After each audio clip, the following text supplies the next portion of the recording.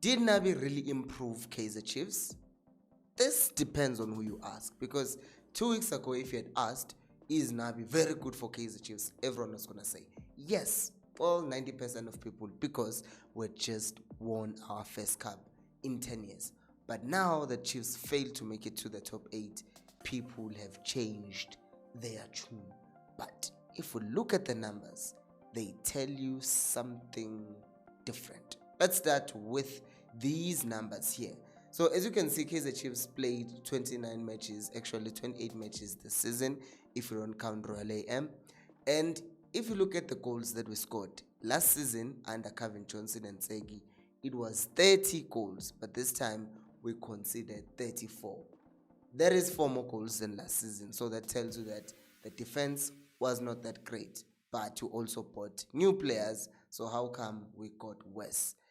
The difference is, under Mlefintsege and Calvin Johnson, we actually were more deeper in our side because we're just passing the ball around in our own area, and there wasn't really much of penetrating the opponent's box, and that's being caught on counters. And 4 is a very important difference because, well, it's 4 goals and you need to stop conceding goals if you're a big team.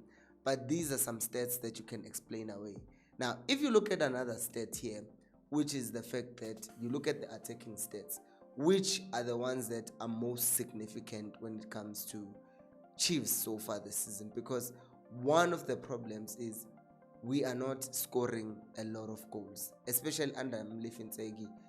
So if you look at this is 1 big chance created, right? 1 big chance created per game under Mlefintsege and Calvin Johnson. On the other side, that's 2 big chances created per game under Nazruddin Nabi. Now, I'm saying this is important because this highlights the style of play of Kaizer Chiefs, as people usually say. We play attacking football and we want to enter the opponent's box and want to dominate the ball.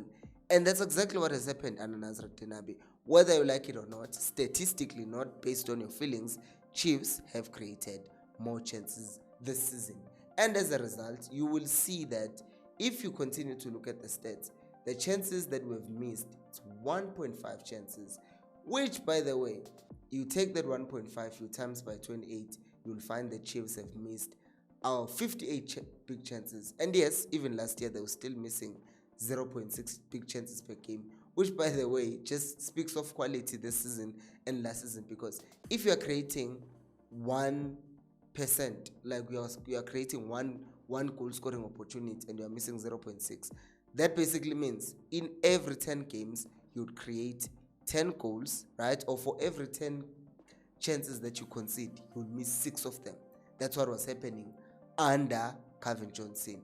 And then if you look at under Nazruddin Nabi, now you met on Khulake, but out of every 10 chances that you are missing, you are going to now take that and times it by 1.5 and get the maths and sort it out. But clearly you can see that last year we were missing 60% of the chances that we're getting. And even here, 1.5 over 2, that's 75%. So 60% last year, 75% this year, because yeah, it's 5, 10, 15. So 15 over 20 is 75%. Yeah, so 75% of chances we created were missed. Last year, 60% of chances we created were missed. What does that tell you about quality, right? So now someone will say, okay, last year it was 60%, this year it was 75%. Why the increase? The increase is not because the players have gotten worse, but it's because the system has gotten better, and now it's exposing more players that last year you were saying not enough chances are being created for strikers, but this year we're actually realizing that the problem was not the chances not being created for strikers, but it's actually the strikers as well, because they are not getting at the end of those chances and scoring those chances. Another thing that you need to see here is I'm going down through all of these stats. You can see as well here that I forgot 0.8 chances, right? I mean, shots at goal, 3.4, right? That's 3.4 shots on target, and then this year 4.2 shots on target. And then we move to ball position. Ball position, we've just increased by 5%, which is slightly better. But also look at another thing when we're talking about accurate passes. 79%, 82. That's really not that like significantly different. So we move from that. Defending, this is the area that obviously we're going to talk about, and we're going to look at the fact that defending wise, Nabi is the point where you would say probably with the striking department, gets a striker, problems are solved. But defensively, he kind of solved it this year. What I want to do now, I want to, when I do another season review video, probably also look at the goals that we conceded before and after he changed the system, because before he was attacking, he was just pushing both fullbacks up, and then we're getting exposed a lot. But then at the 10 of the season, he tried to keep one fullback back, and then we're left with a back three, and then it was a 3-5 when we're going forward. But before, when we're starting, it was more of a 4-2-4. So the fullbacks were pushing up, and then they were leaving the center backs at the back. You remember if you've been watching this channel, but he tweaked that a bit to stop rather the opportunities that were being created. But if you look at this once again, you see that clean sheets, there were more clean sheets last year, and there were less goals considered last year. There were more interceptions last year. There were interceptions that per game, right? And then there were, this time around, we had more tackles, we had more clearances, and then penalty goals conceded. We only conceded one. Last year there were two. That's really not that big of a deal. But here's another thing that becomes significant. My goodness, this is crazy, right? Look at this. Saves per game, 2.9 last year and 1.8 this year. Now you must take note. These things, you have to times them as well to or just round them off. 3 saves per game last season, 2 saves per game this season. What happened to our keepers? Like, what happened to our keepers? It's unfortunate that we don't have XG, like goals, expected goals, to see the quality of the goals that we're facing this year compared to last year. What I will say, based on watching Chiefs matches last year and this year, is that the goals that we're conceding last year were kind of, what can I say, conceded, but we still had defenders in the box. There's one goal that I will never forget.